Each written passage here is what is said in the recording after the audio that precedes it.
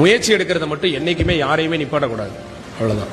ஏன்னா முயற்சிங்கிறது வெறும் படிப்புக்கு மட்டும் இல்லை, அது இந்த உலகத்துல வாழ்ற ஒவ்வொன்றுக்குமே முண்டி மோதக்கூடிய அந்த துணிவு தான் இந்த வாழ்வினுடைய இன்பமே. உயிரினுடைய முயற்சி தான் வாழ்வினுடைய மலர்ச்சிங்கிற நான் பிச்சமூர்த்தியினுடைய வரிகள் நீங்க படிச்சிருப்பீங்க. அதுதான் பெருமையே. அதை யாருக்கும் ஸ்டாப் பண்ணக்கூடாது. அந்த ஸ்டாப் பண்ண இந்த உலகத்துல கடவுளுக்கே அதிகாரம் கிடையாது. அதனாலதான் தெய்வத்தான் ஆகாதெனும் முயற்சி தன் மெய்வருத்த கூலி தரும் வள்ளுவர். முயற்சி எடுக்கிற யார் ஒருத்தரையும் உன்னால முடியாதுன்னு சொல்லி ஸ்டாப் பண்ற அதிகாரம் இந்த உலகத்துல எவனுக்குமே கிடையாது. நீ பண்ணுப்பா அப்படின்னு. அதனாலதான் நீ ட்ரை பண்ண, உன்னால முடியும், நீ பண்ணு.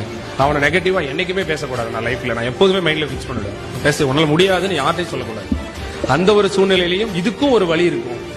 ஏதாவது அற்புதம் நிகழவும் முயற்சி எடு.